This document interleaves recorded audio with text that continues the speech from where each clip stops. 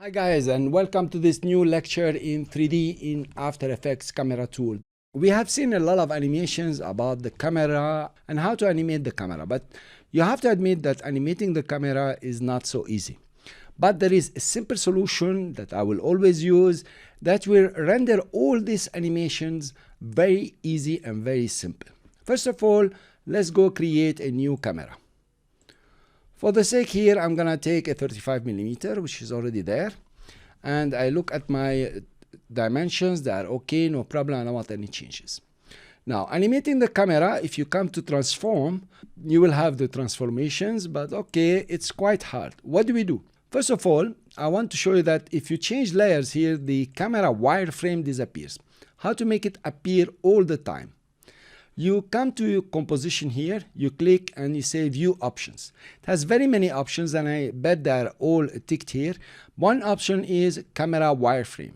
Just make sure it is on. So the camera wireframes are always on if you choose the camera layer or other layers. Here you are now, the camera wireframes are always on. Let's go also to camera, right click, and we see the option camera here. We have here 5 fantastic presets. Create stereo 3D rig. Now you don't want to be in classic 3D, you have to be in ray trace 3D, which is hard on your computer. You need a really huge memory to make it work, and still it will be slow. There is the create orbit null and link focus distance to point of interest and other options that we will see later, maybe in this course, but they are explained thoroughly in my 3D animation course. Let's use now create orbit null. In my 3D animation course, I have explained how to create this by yourself and not use the option. It will teach you exactly how it works. For now, we just want to jump to the result. Using that option, a null layer has been created and the camera has been parented to the null layer. Now, of course, with that, we can still do animations with the camera using the transform. And of course, we need the properties. And you cannot make the camera invisible, by the way. You have to make it visible, otherwise nothing will work. The null now has fantastic animation when you come to the transform. It is the same animations that you can see in a normal 3D. But watch this. If you rotate the Y, for example, you notice how the animation in the active camera is being rotated. The camera is rotating and its point of interest also is rotating. That's one.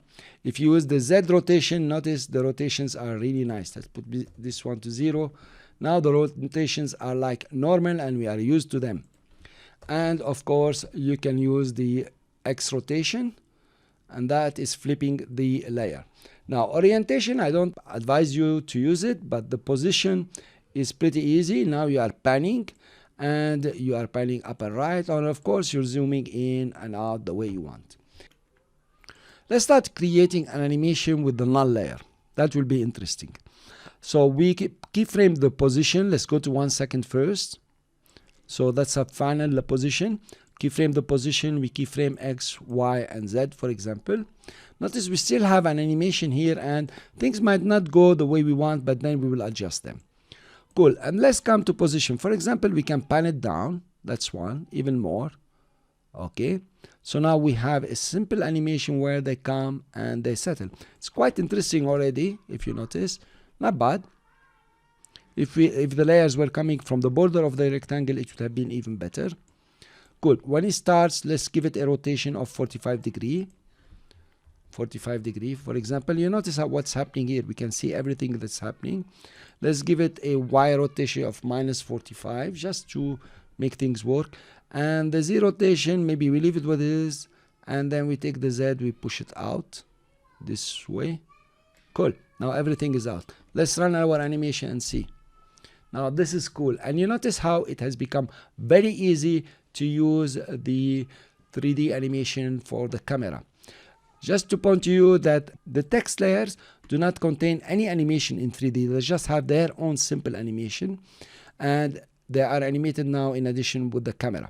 You can also come and edit the motion path, and you have the choice. Either you edit it in the active camera here, or you can edit in the custom view. I prefer to edit it in the custom view. I will just zoom in and just to grab the first Bezier tool. It's here, and the second one it's over here. Then I will put it back to 100% so I can see them. Now, you know, animating from here or changing the path from here is much nicer than changing from here. You are seeing a perspective and you're almost seeing how it's gonna happen. That's not bad. It's a cool one. Of course, you can come in and give an easy ease to all your keyframes. Okay, and let's try to change it that it is, you know, much nicer. I want to make it like big like this. See exactly what happens. I press spacebar to play it. Not bad. It's okay. So you need also to work on the keyframes in the text layer so it comes more interesting. So now what we learned in 3D? We learned how to animate in 3D, how to create keyframes in 3D, how to use the orbit null, and how to create animations using either the normal animations of X, Y, Z, rotation and the position and the Z plan, or create a camera, an orbit null, and do more animations. So imagine the possibilities that you have to do. The only thing that's stopping you from creating fantastic animations is exercise. You need to come and try to figure out how things are working for you. Come back to this lecture once more and twice, whatever it needed. But you see, it's not about me talking, it's about you exercising. And it's important if you really want to learn 3D in After Effects. In fact, if you want to learn After Effects, it's very important that you come and do the exercises, do the challenges that I'm giving you, create something new, invent things. In terms of motion graphics, I know I gave you a lot of techniques, a lot of methods, 3D and so on to work with. Now, it's important that maybe at this point in the course, you stop a bit and go out and start doing your first animation. Whatever it is, it really doesn't matter, but make a full sequence of at least 10 seconds so you know what you have learned and practice. Then you will have the chance to come back to this course, see exactly what you missed, what you didn't miss, and maybe review everything else. See you in the next lecture, and thanks very much for listening.